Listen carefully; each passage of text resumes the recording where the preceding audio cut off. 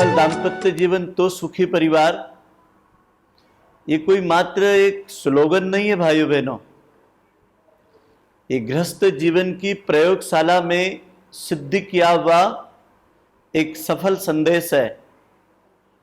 और हमारे ऋषियों का ये मानना है कि गृहस्थ आश्रम मनुष्य के जीवन के लिए एक योग साधना है, एक जीवन साधना है, एक राष्ट्र के भविष्य की रीढ़ को बनाने वाला और समाज तंत्र और राष्ट्र तंत्र का मेरुदंड उसकी रीढ़ की हड्डी है।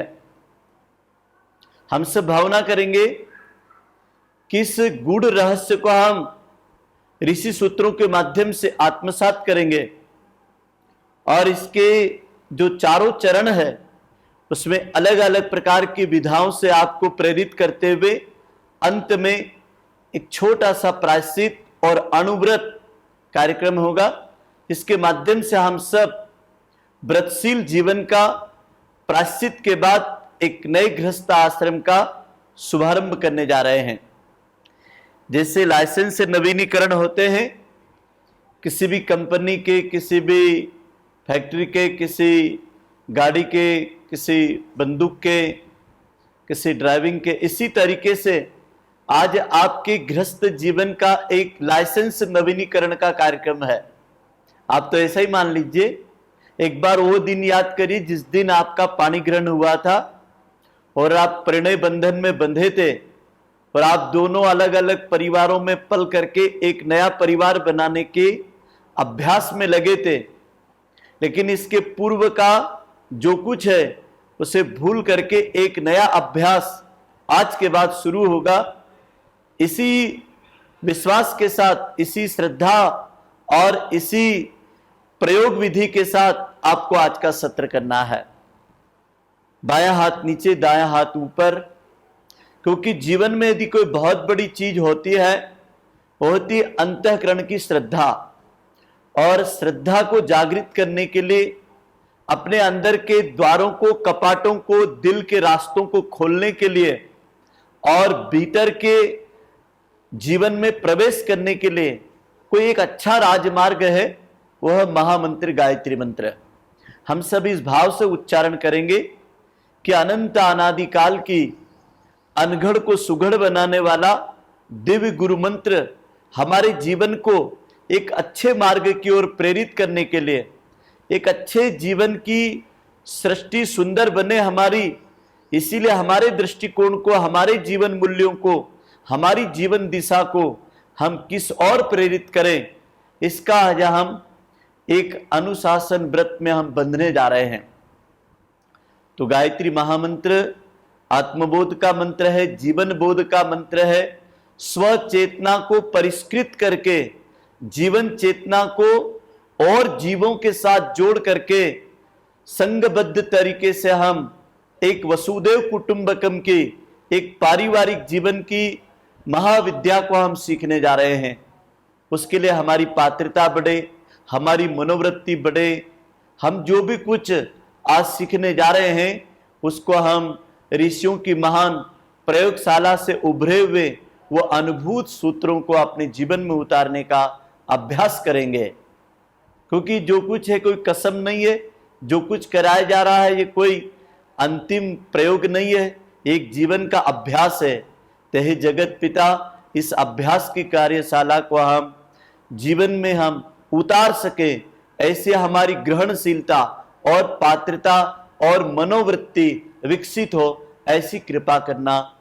वेद माता गायत्री को हम ऋषि युग में एक सफल दाम्पत्य जीवन के सूत्रधार रहे परम पूज्य गुरुदेव परम वंदनीय माता जी, आज युग ऋषि का महाप्राण दिवस का पावन दिन है। वह पावन समाधि स्थल 2 जून को जिस परम कृपालु उस महान योगी ने, उस महान ऋषि ने, जिन्होंने विश्व मानवता के 725 करोड़ लोगों के भाग्य और भविष्य को बदलने की केवल बात नहीं कही, केवल विचार नहीं देखे, केवल सपने नहीं देखे, उनके लिए योजना बनाई, कार्य किया और धरातल पर अवतरित करने के लिए आप जैसे सफल दाम्पत्य जीवन तो सुखी परिवार के शिविर में बैठे हुए युवा दंपतियों के जीवन को आज वो कृपा दृष्टि देंगे, आशीष देंगे, ऐसा हम विश्वास करते हैं। अखंड दीपक सजल सद्दा प्रखर प्रज्ञा का ध्यान करें। युक्त की प्राण चेतना को हम आह्वान करते हैं। जिन्हें याद है एक बार महामंत्र का उच्चारण। ओम भूर्भुवः स्वः तत्सवितुर्वरेण्यं भर्गो देवस्य धीमहि धियो यो न प्रचोदयात्। ध्यानमूलं गुरुर्मूर्ति पूजामूलं गुरुपदम् मंत्रमूलं गुरुर्वाक्यं मोक्षमूलं गुरुकृपा मोक्षमूलं गुरुकृपा। प्राण और प्रकाश शरीर में विद्यमान परम ऋषि सत्ता, देवतुल्य प्यारे युवा साथियों, देवियों, सफल दाम्पत्य जीवन तो सुखी परिवार 2 जून 2021 की यह कार्यशाला आपके जीवन को एक मील का पत्थर की तरह आपके लक्ष्य तक ले जाने के लिए सतत प्रेरित मार्गदर्शित करती रहे, याद दिलाती रहे। इस भावना से आपको एक एक शब्द के ऊपर ध्यान देना है। भाइयों बहनों, 2 परिवारों में अलग अलग अस्तित्व में पले बड़े बच्चों का जब विवाह योग्य चयन होता है तो अपनी जीवन धारा को एक धारा के रूप में परिणित करने के लिए गृहस्थ आश्रम में प्रवेश करते हैं। हमारी व्यवस्था में ब्रह्मचर्य, उसके बाद में दूसरा आश्रम गृहस्थ आश्रम, और ये गृहस्थ आश्रम जीवन के उस स्थान पर खड़ा होता है जिसे हम युवा शक्ति कहते हैं। गृहस्थ आश्रम वहां से प्रारंभ होता है जहां से जीवन की निर्णय लेने की और एक नया कुछ करने की अंदर उमंगे उठती है और प्रचंड पुरुषार्थ की भट्टी जलती है।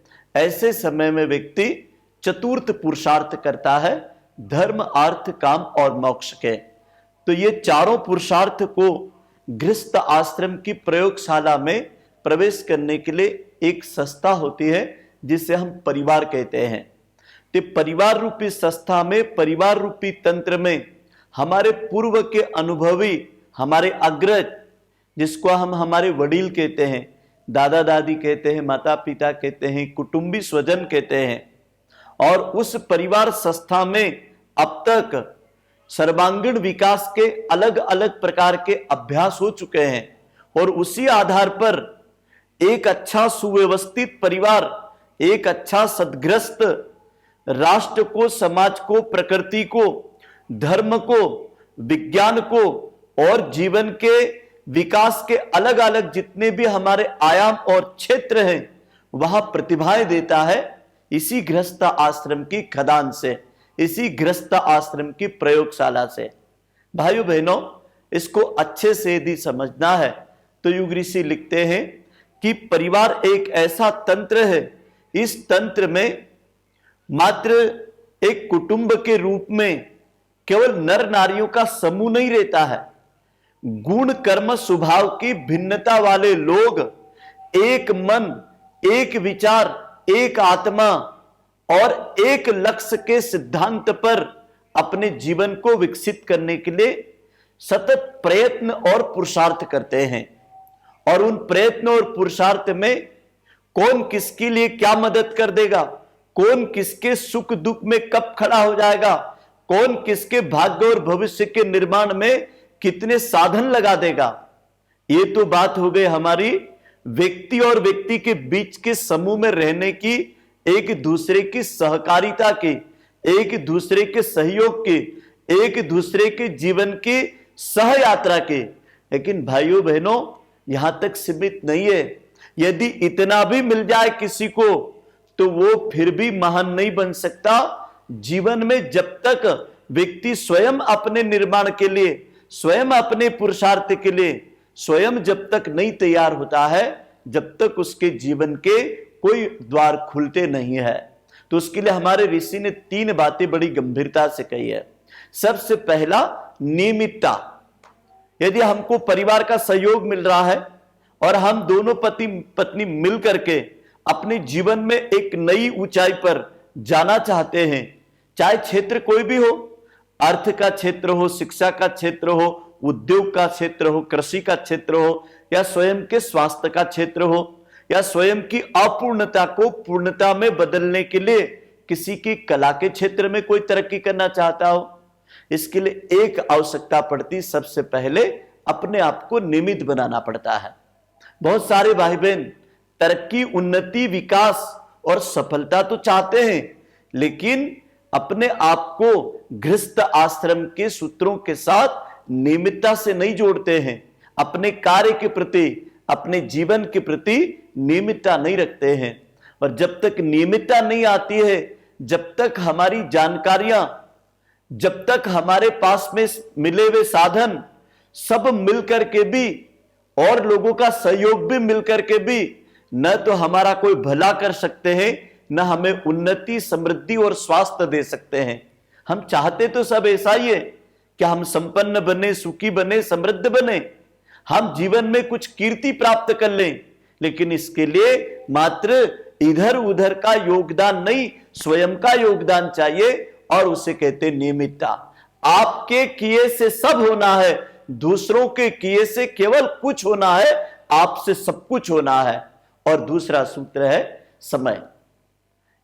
भगवान ने हमको 24 घंटे की जो समय रूपी संपदा दी है, मूल जीवन यही है।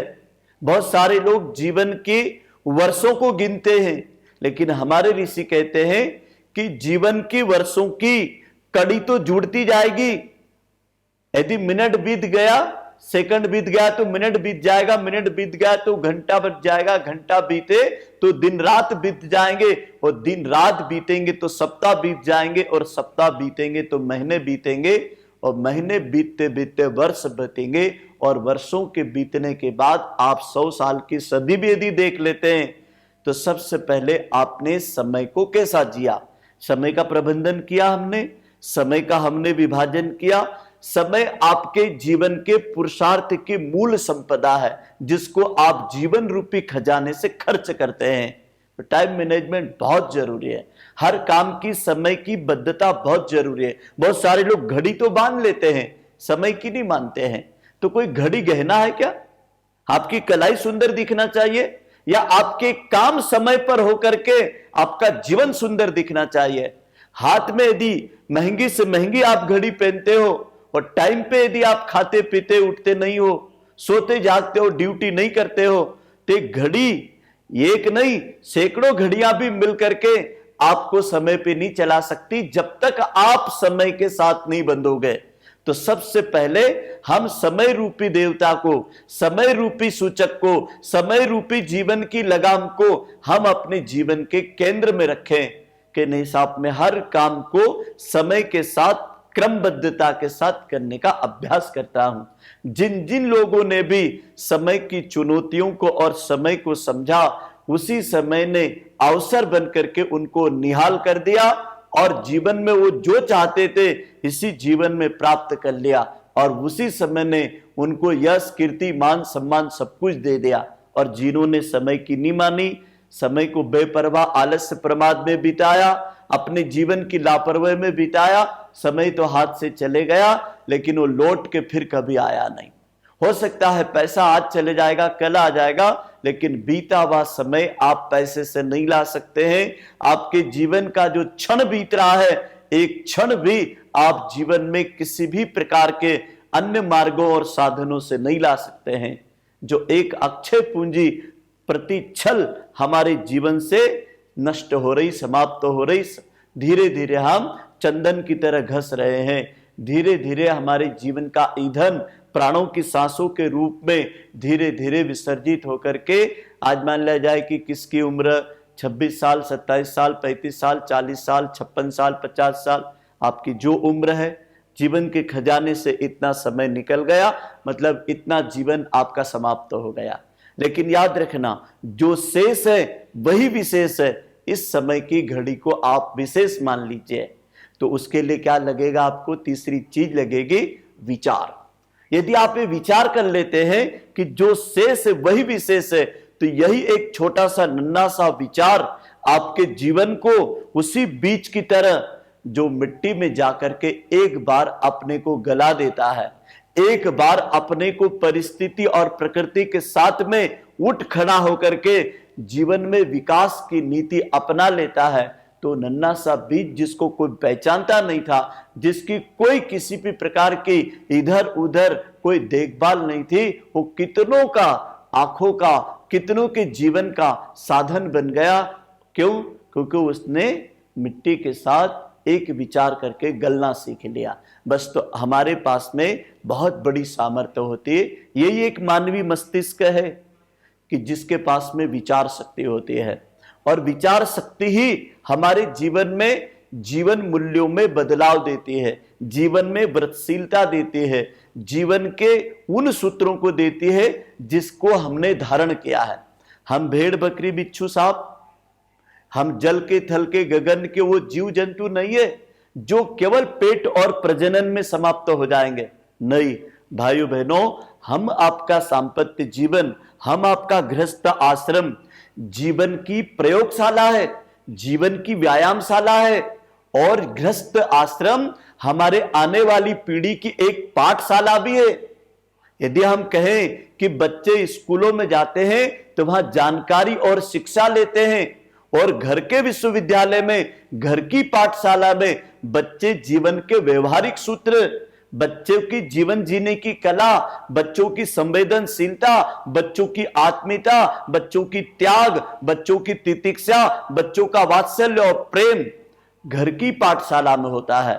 तो जब हम हमारे घर को व्यायामशाला बना लेंगे, घर को हम जीवन की एक प्रयोगशाला बना लेंगे, हमारे घर को हम जीवन का एक ऐसा तंत्र बना लेंगे जहां पर हमारे पूरे परिवार के जितने भी हम सदस्य हैं, माता पिता पत्नी बच्चे, घर के और रिश्ते भी हो सकते हैं। मैंने तो एक एक घर में 35 से 40 लोगों को एक चूल्हे की रोटी खाते आज भी देखा है।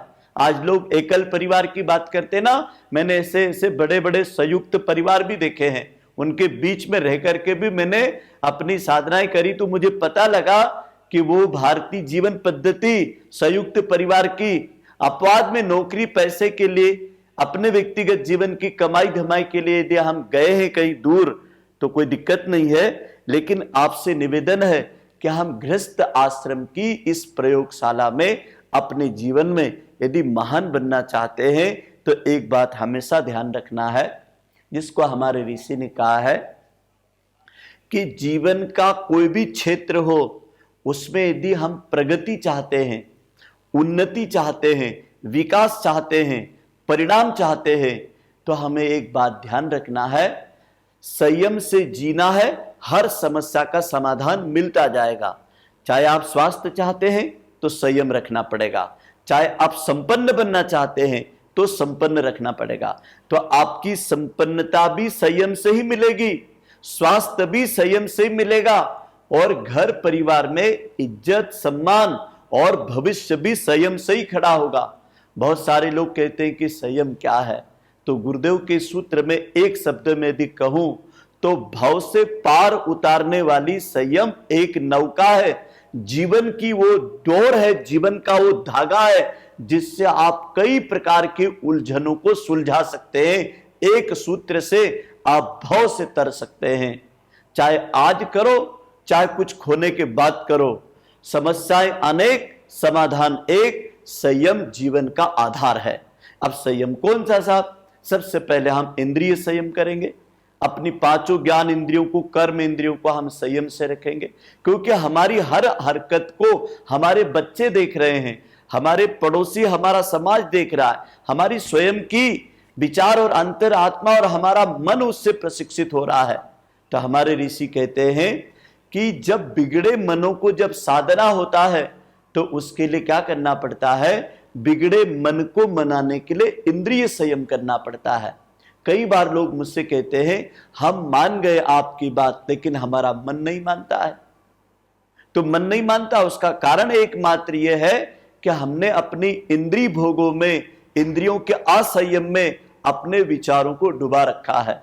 सबसे पहले विचार ही तो आपके मन में आते हैं और वही विचार आपके इंद्रियों में प्रवेश करते हैं। हम नहीं देखते, हमारे विचार देखते हैं। हम नहीं सुनते, हमारे विचार सुनते हैं। हम नहीं चलते, हमारे विचार चलते हैं। हम नहीं कमाते, हमारे विचार कमाते हैं। हम नहीं खाते, हमारे विचार खाते हैं। हम जैसा विचार करने लगते हैं वैसे हमारी इंद्रियां काम करने लगते हैं। मैं वही देखना पसंद करूंगा जो मेरे विचारों में आ रहा है। मेरे विचारों में आ गया कि आज मुझे अच्छी फिल्म देखना है, मेरे विचारों में आ गया मुझे मंदिर जाना है, मुझे माँ से मिलना है, मुझे मेरे पिता से मिलना है, मेरे मित्र से मिलना है। तो कोई भी चीज सबसे पहले विचारों में आकर के इंद्रियों में ले जाती है। तो हम विचार को और इंद्रिय संयम को साथ लेकर के चलें। जो व्यक्ति जितना विचारों का संयम करेगा उतनी इंद्रियों का संयम बढ़ेगा। विचार तो आते हैं, कहीं से भी आ जाएंगे। आपके जितने संसाधन है भौतिक विज्ञान के, ये 24 घंटा विचार परोस रहे हैं, लेकिन बता दीजिए इसमें से कितने विचार हैं जो मैं एक अच्छा नागरिक बना दे, तुम्हें एक अच्छा व्यक्तित्ववान पुरुष बना दे, तुम्हें एक अच्छा सद्ग्रस्ती बना दे। क्योंकि हम सद्ग्रस्त में रह करके हम किसी के कुछ हैं रिश्तों में, तो वह हमारी इंद्रिय और विचारों के बीच में जब भाव आ जाएंगे, मैं किसी की पत्नी हूं, मैं किसी का पति हूं, मैं किसी की मां हूं, मैं किसी का पिता हूं, मैं किसी का पुत्र और पुत्री हूं, मैं किसी का भाई और बहन हूं। भाइयों बहनों, इसी जीवन के साथ में कितनों की जीवन मर्यादाएं, कितनों के जीवन की डोर, कितने लोगों के जीवन के रिश्ते बंधे हैं। और इन रिश्तों को व्यक्ति केवल हाड़ मास से नहीं निभा सकता है, क्योंकि जैसा हमारा चिंतन, चरित्र और व्यवहार चलता है ऐसा हमारे रिश्ते चलते हैं। रिश्तों को मात्र हम जन्म से नहीं चला सकते हैं। मैंने कई लोग देखा, भाई भाई के बीच में रिश्ता है लेकिन दूरियां इतनी है कि एक दूसरे की छाया पसंद नहीं करते हैं। पति पत्नी है लेकिन उन दोनों के अंदर अपेक्षाएं और आशाओं की डिमांड इतनी बड़ी है कि एक दूसरे को बस बिच्छू की तरह डंक मारने के अलावा उनके पास कोई और विचार आता ही नहीं है। इसका कारण क्या है? इसका कारण है कि हम संयम की साधना में कहीं चूक रहे हैं। और बड़ा महत्व का है, यदि समय की साधना, विचार की साधना और इंद्रियों की साधना जब सद जाती है तो अर्थ साधना, ये सूत्र बड़ा गजब है। अर्थ की साधना कब होगी? जब हम भौतिक जगत का और अर्थ जगत के, प्रदर्शन के जगत का, हम कहीं न कहीं स्व जीवन के विकास को, अपने व्यक्तित्व रूपी जीवन मूल्यों की संपदा को हम संपदा मानने लगेंगे। आज तो आदमी संपदा किसको मानता है?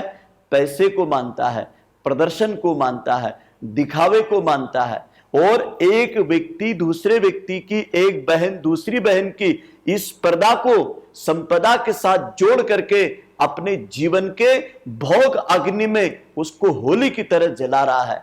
तो सोच लीजिए, इसको कौन पूरा कर सका तो हम कर सकेंगे। हमारा ऋषि ने सही कहा है कि वासना, तृष्णा और अहंता ये जब तक नहीं बदलेगी, जब तक हमारे जीवन में यही अर्थ इसी 3 जगह पर खर्च होता रहेगा। हम वासना में खर्च करेंगे, हमारी तृष्णाओं में खर्च करेंगे, हमारी अहंता की पुष्टि में धन को खर्च करेंगे। सोच लीजिए, यदि अहंता नहीं बीटी, यदि हमारी वासना को हमने नियंत्रण में नहीं लिया, हमारे अहंकार को हमने नई दिशा नहीं दी, तो हमारी यही 3 चीजें मनुष्य का पतन का कारण बनी है। चाहे वो कितना भी पढ़ा लिखा हो, चाहे कितनी ऊंची जाति, ऊंचे पद का व्यक्ति हो, चाहे वो कितना ऊंचा रंग रूप का व्यक्ति हो। अच्छा जरा सोच के बताइए, कोई भाई बहुत सुंदर है, कोई बेटी बहन मां बहुत सुंदर है, लेकिन जरा बताइए इस सुंदरता में हमारा अपना क्या है? कुछ नहीं है। ये तो प्रकृति की दी हुई सुंदरता है। आपकी सुंदरता तो है आपके अंदर का व्यक्तित्व, आपके अंदर का चुंबकत्व, जिसे हम सेवा कहते हैं, जिसको हम सहकार कहते हैं, जिसको हम प्रेम कहते हैं, जिसको हम आत्मीयता कहते हैं, जिसको हम उदारता कहते हैं, जिसको हम जीवन मूल्यों में अपने आप को कितना व्यापक बनाते हैं, वही तो आपकी सुंदरता है। आपकी सुंदरता रंग रूप, नाक नक्शे में, बालों में और आपके पहने हुए कपड़ों में, गहनों में बिल्कुल नहीं हो सकती है। ये सबसे बड़ी आदमी ने भूल करी है कि उसने अपने जीवन को अपने जीवन में न खोज करके प्रदर्शन में खोजना सीखा, औरों की स्पर्धा में देखा।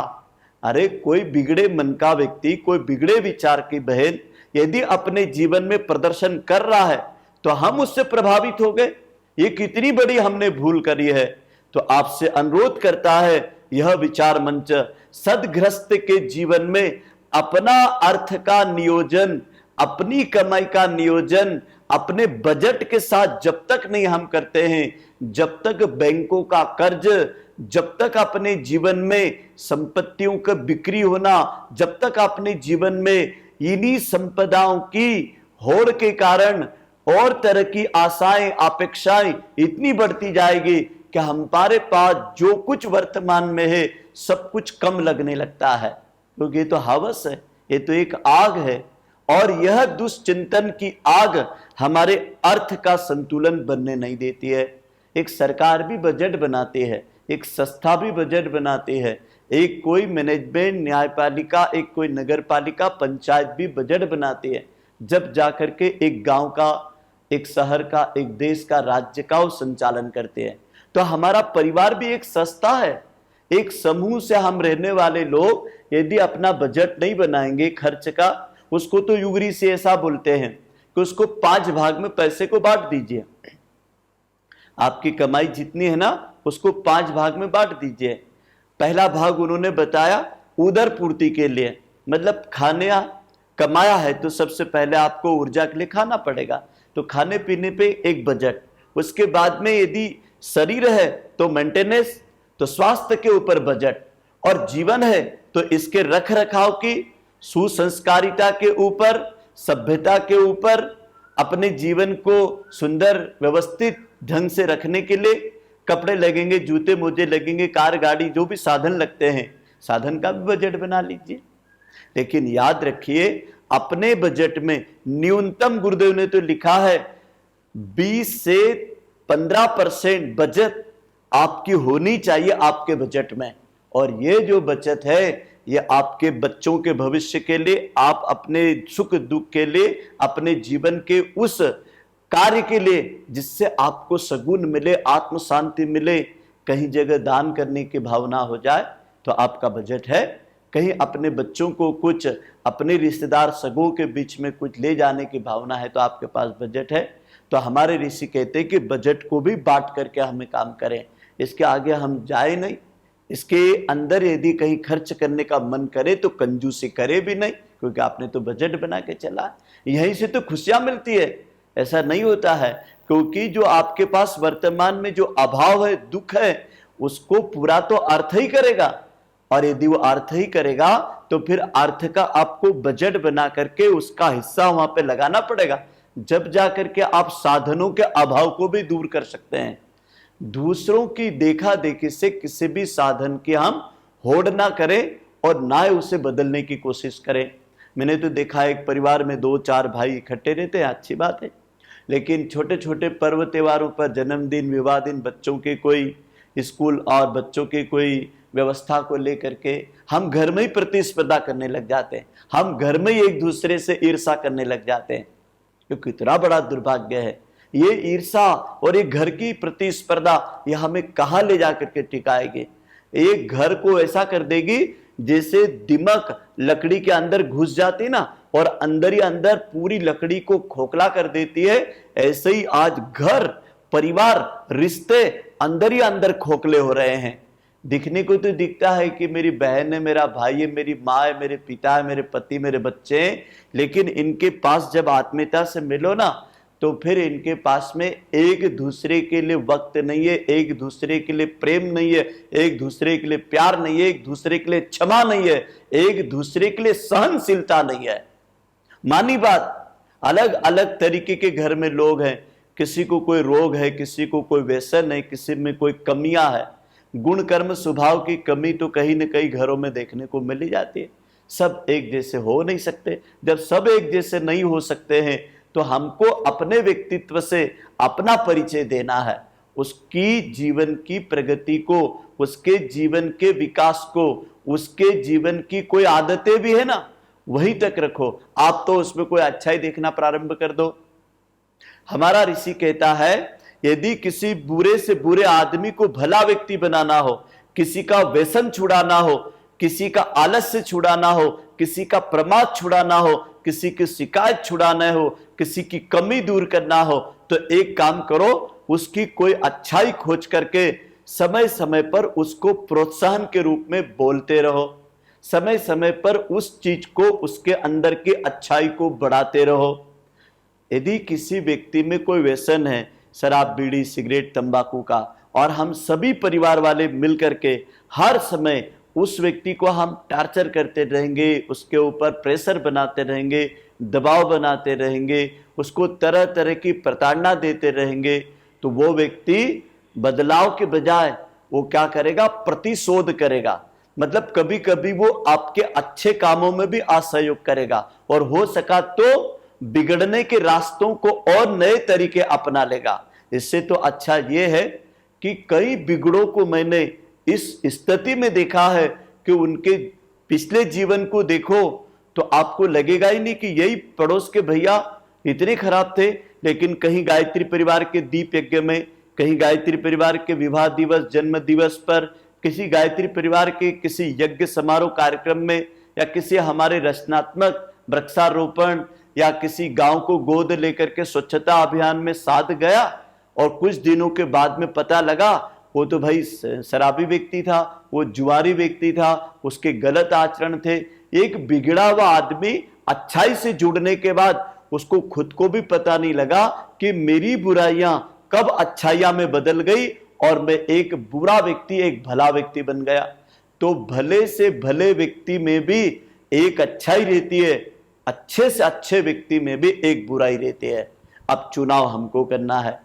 हम जो दूसरों में बुराइयां देख रहे हैं ना, हो सकता है कुछ हद तक उनसे हम में अच्छाइयां होगी अधिक, लेकिन बुराइयां भी है।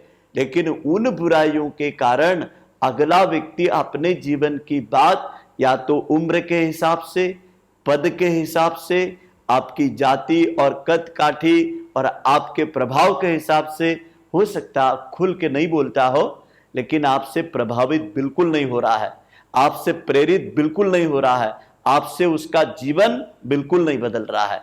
हमारा ऋषि कहता है, जीवन जीवन से बदलता है, और जीवन को जीवन से बदलने के लिए सहनशीलता और धैर्य इसका मूल मंत्र है।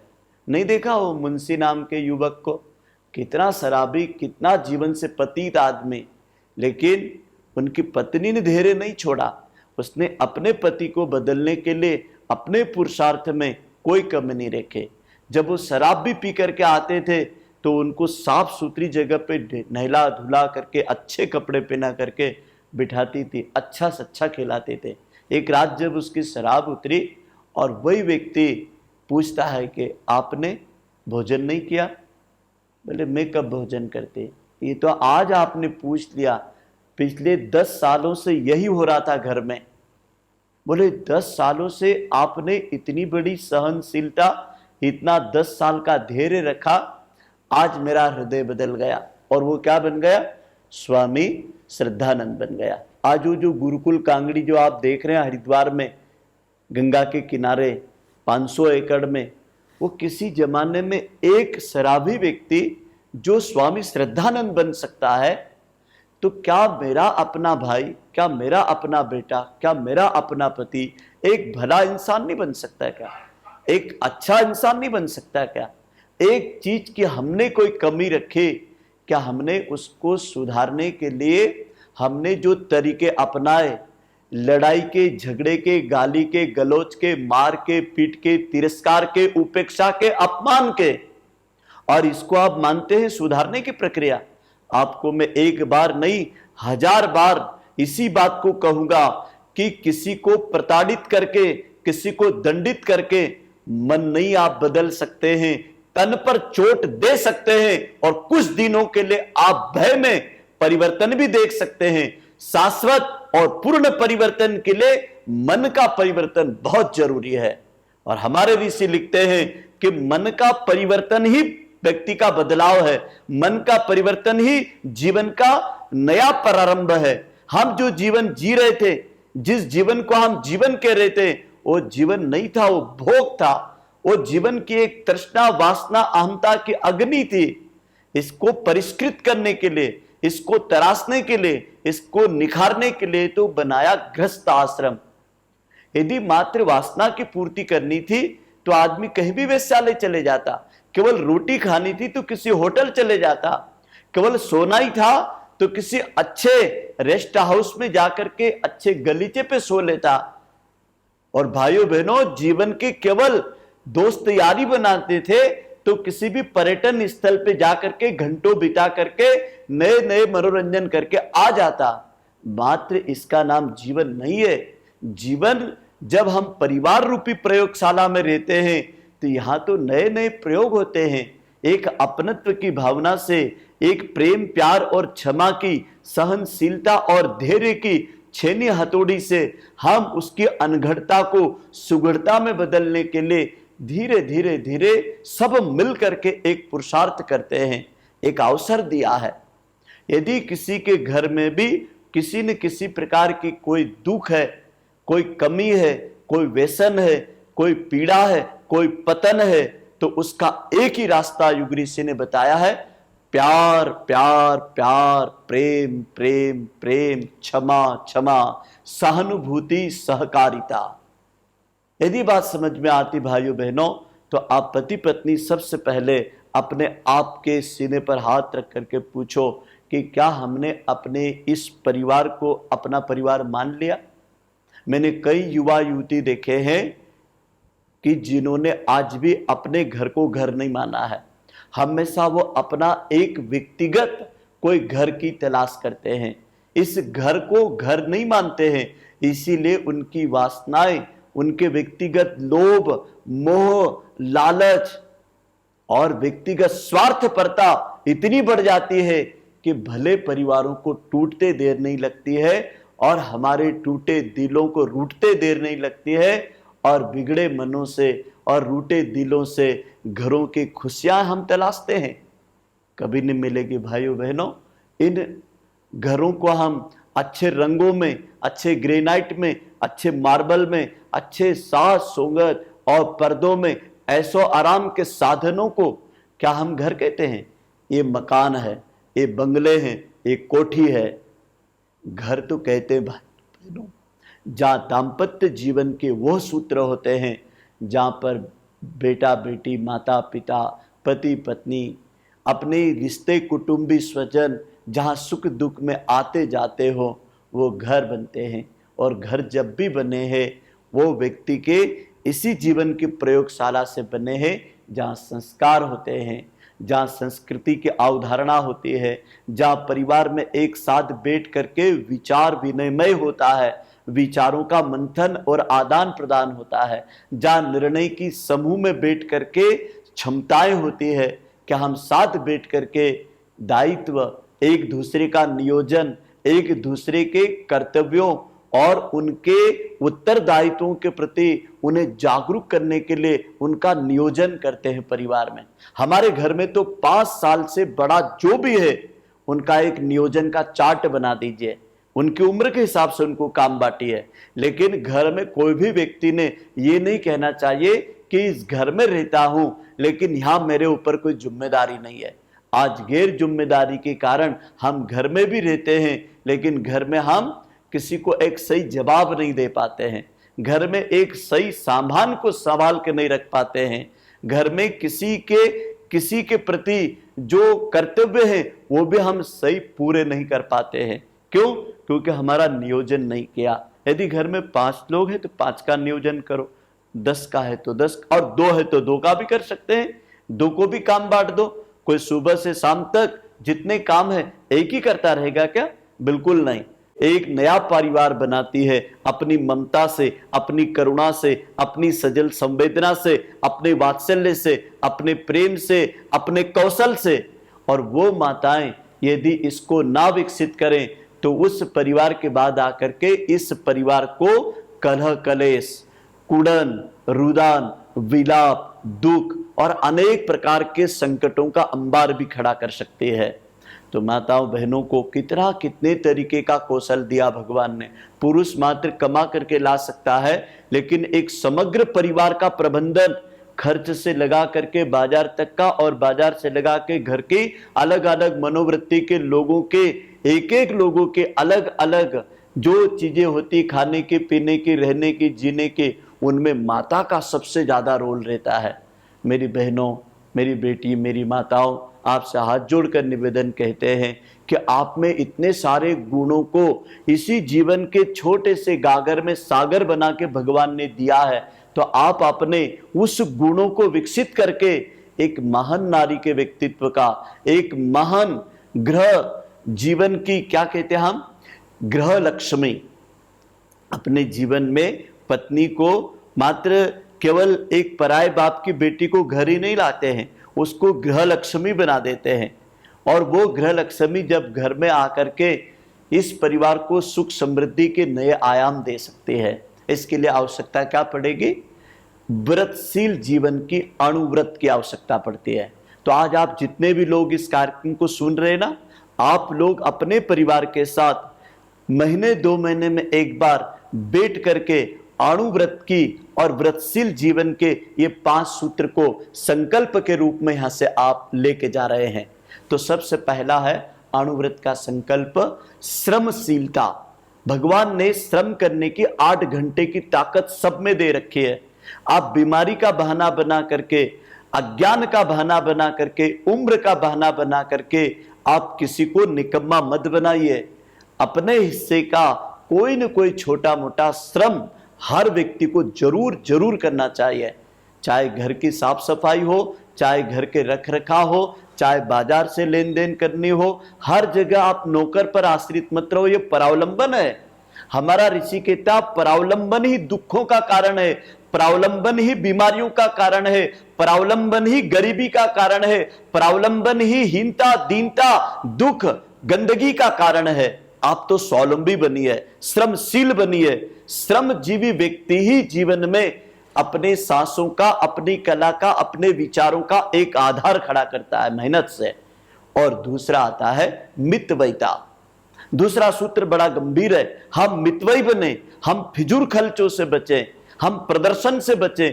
लोग कुछ भी करते रहें, लेकिन हम हर जगह पर मितव्ययिता का ध्यान रखें। मैं आपको कंजूस होना बिल्कुल नहीं बता रहा हूं। जहां जरूरत है वहां खर्च करिए, लेकिन बिना जरूरत पर आप खर्च मत करिए, मितव्ययी बनिए। व्यसन में, फैशन में, प्रदर्शन में जो खर्च हो रहा है, आपकी खरे पसीने की कमाई को आप नाली गटर में फेंक रहे हो। खरे पसीने की कमाई को आप लोगों के मनोरंजन के लिए तमाशे में लगा रहे हो। बहुत गलत है यह। आपकी श्रम आपके जीवन का एक बहुत बड़ा उपहार है, विधाता का दिया हुआ वरदान है कि जो आपने जीवन की कला से, कौशल से अर्जित किया और उसको प्रदर्शन में, व्यसन में, फैशन में, दिखावे में आपने उसकी होली जला दी।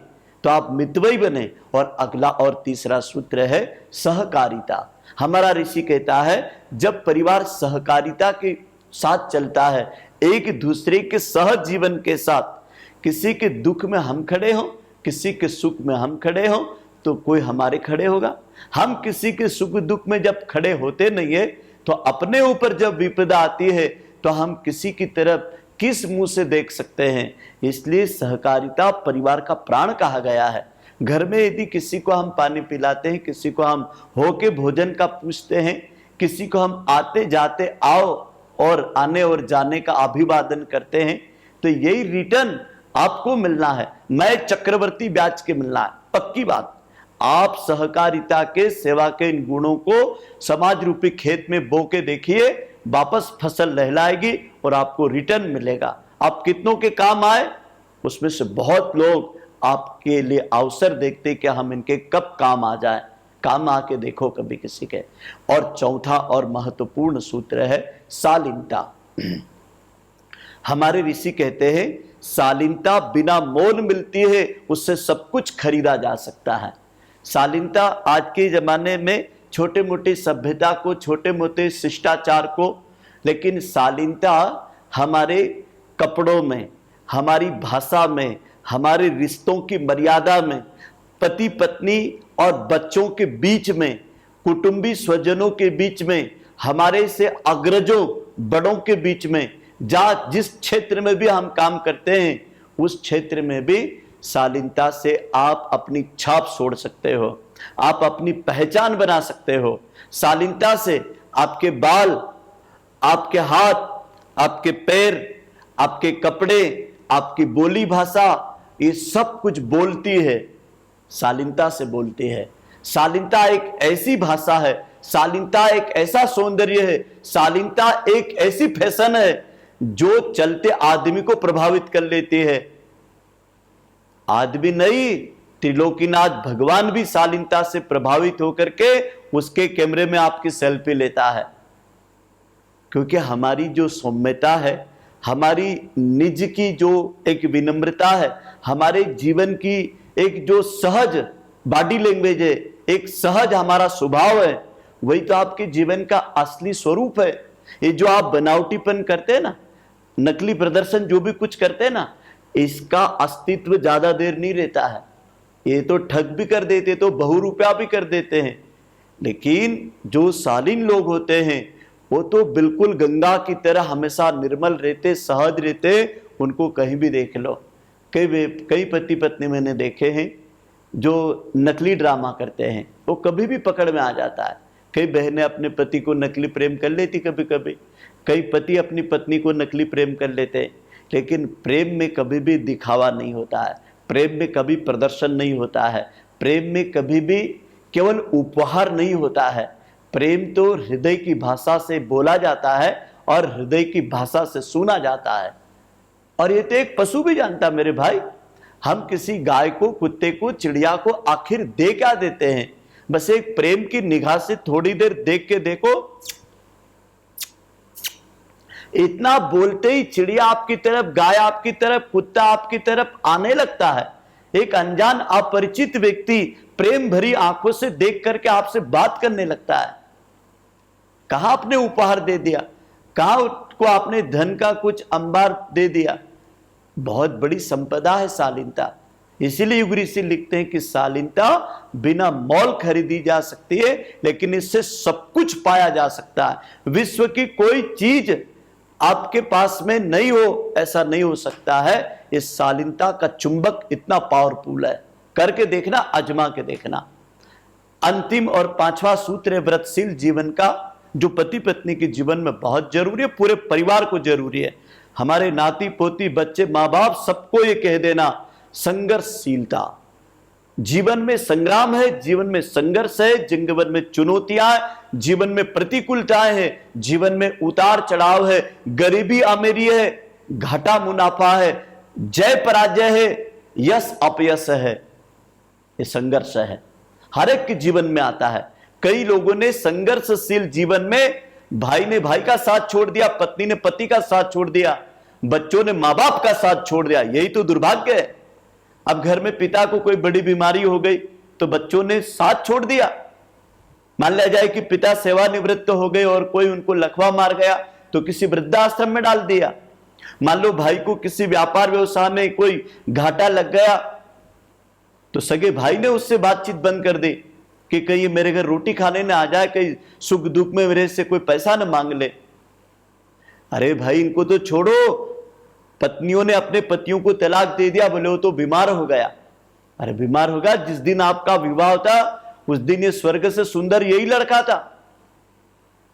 जिस दिन आपका विवाह था स्वर्ग की सुंदरी यही लड़की थी।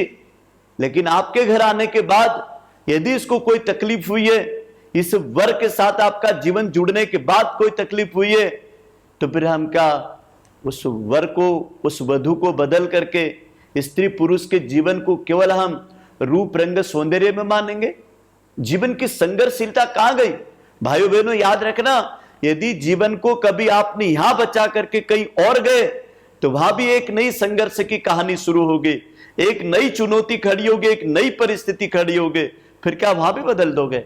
अरे लड़ना तो कहीं भी है, यही लड़ करके जी करके देखो। जिंदगी का संघर्ष तो कहीं भी करना है, यही करके देखो। और जिसने ये सूत्र मान लिया कि संघर्षशीलता जीवन की एक प्रयोगशाला में अपने निर्माण की, अपने जीवन के विकास की एक मूल पथ है, मूल धारा है, मूल मार्ग है। अंतिम में आप दोनों से कहूंगा कि पति पत्नी एक दूसरे की पीठ पर हाथ रखें। यदि आप जोड़े से बैठे हैं तो मुझे बहुत अच्छा लग रहा कि इसमें बहुत सारे पति पत्नी कुर्सियों पे जोड़े से बैठे हैं, पलंग पे जोड़े से बैठे हुए, सोफा पे जोड़े से बैठे हुए, बहुत अच्छे लग रहे हैं आप। चलो भैया, आपकी धर्म पत्नी की पीठ पे हाथ रखो। बहन जी, आप भी अपने पति की पीठ पे हाथ रखो। कहते हैं ना, मेरे पीठ पीछे भी मेरे पति की, पीठ पीछे भी मेरी पत्नी का न तो मैं अपमान सह सकता हूं और ना उसकी कोई बुराई सुन सकता हूं। पीठ पीछे भी ना मैं उसके बारे में बुरा विचार रखूंगा, न बुरा भाव रखूंगा। मैं पीठ पीछे भी मैं अपनी पत्नी पर अविश्वास नहीं करूंगा, पीठ पीछे भी मैं अपने पति पर अविश्वास नहीं करूंगे। भाइयों बहनों, हमारे बच्चे इसी घर की प्रयोगशाला में माता पिता से सुनते हैं अविश्वास के झगड़े, एक दूसरे की अपेक्षाओं के झगड़े। तब उनको क्या लगता है कि माता पिता इसी को कहते हैं। कई बच्चे तो गृह कलेश के टेंशन में आकर के बाल उम्र में घर छोड़ करके कहीं रिश्तेदारों के घर चले जाते हैं, कहीं बाहर पढ़ने हॉस्टलों में चले जाते हैं। वो कहते हैं हमारे घर का माहौल अच्छा नहीं है, हमारे घर का वातावरण अच्छा नहीं है, घर घर जैसा नहीं लगता, और साक्षात नरक, साक्षात जीवन का दुख लगता है वहां पर। तो आज आपने एक दूसरे के पीठ पर हाथ रख करके एक बात कहनी है, एक दूसरे की अपूर्णता को पूर्णता में बदलने के लिए अंतिम सांस तक एक दूसरे को एक दूसरे में देखते रहेंगे। आपकी आत्मा मेरी आत्मा, आपके विचार मेरे विचार, आपके प्राण मेरे प्राण, आपका मन मेरा मन। जब हम एक मन हो जाएंगे, एक भाव में आ जाएंगे, एक विचारों में आ जाएंगे, तो फिर एक काम तो आज ये भी कर सकते हैं, अतीत की गलतियों का प्रायश्चित कर लेते हैं। और कैसे कर लेते हैं? अपन एक दूसरे को अतीत में जो भी मेरे द्वारा मतलब पति के द्वारा, जो भी मेरे द्वारा मतलब पत्नी के द्वारा, यदि एक दूसरे का इन सूत्रों को जानने के पहले जो भूल चूक हुई है उसे हम क्षमा कर दें, और आज से एक नए गृहस्थ आश्रम के, एक नए पौधे के बीज का अंकुर लेकर के एक नया माली बन करके एक नया बगीचा बना दे। और भाइयों बहनों, माली अपने बगीचे को सुंदर बनाने के लिए उसकी मरी डालियों को फेंकता है, कटीलों को फेंकता है, कंकर पत्थर, टूटे फूटे पत्तों को फेंकता है। तो जो अतीत है ना, वह हमारे जीवन का पतझड़ है, ये बुहार करके फेंक दो, फायदा हो जाएगा। और यदि इसको भी बांधा रखा ना, तो जीवन का अतीत आपका वर्तमान और भविष्य दोनों को खत्म कर देगा। आप सबने इसको सुना, समझा, आपको हृदय की गहराइयों से प्रणाम करता हूं। गुरुदेव माता जी का प्यार, आशीर्वाद आपको मिले। और ये भी एक गृहस्थ जीवन का एक अनुसंधान करने वाला व्यक्ति है। आप कभी उत्तराखंड की यात्रा करें तो आप शांति कुंज हरिद्वार जरूर पधारें। ऋषि युग्म की प्राण चेतना से आपका पूरा परिवार का जीवन संरक्षित हो, सुरक्षित हो, और भारतीय संस्कृति के अध्यात्म और वैज्ञानिक स्वरूप को आप जान करके अपने परिवार को देव परिवार बना सकते हैं। नियमित उपासना करके, नियमित स्वाध्याय करके, छोटा सा कोई सेवा कार्य करके, और अपने जीवन में अखंड ज्योति, युग निर्माण योजना, प्रज्ञा अभियान, यह हमारी मासिक पत्रिकाएं हैं, इनके आप सदस्य बन करके आपके घर बैठे हमारी विचार क्रांति अभियान, सतत अखंड दीपक के प्रकाश की विचार सूत्रों को आप घर प्राप्त कर सकते हैं। गायत्री परिजनों को बुला करके आप यज्ञ से जुड़ करके संस्कार करा सकते हैं। जन्म से लगा के मृत्यु तक 16 संस्कारों का क्या प्रयोजन है, क्या उसका उद्देश्य है, कब क्यों कैसे करना चाहिए, वो भी विज्ञान की भाषा में। तो आप सबका बहुत बहुत धन्यवाद। ओम शांति शांति। हमारे YouTube चैनल गायत्री धाम सेनवा को सब्सक्राइब करें और बेल आइकन जरूर दबाएं। गायत्री धाम की समस्त गतिविधियों के बारे में आपको अपडेट मिलती रहे।